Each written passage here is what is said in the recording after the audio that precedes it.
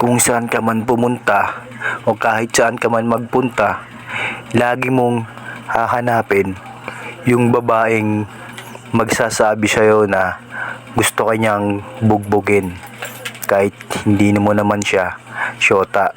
Dahil isa lang ang ibig sabihin nun. Ang ibig sabihin nun ay grabe na at lubos-lubusan na yung pagkagigil niya sa'yo.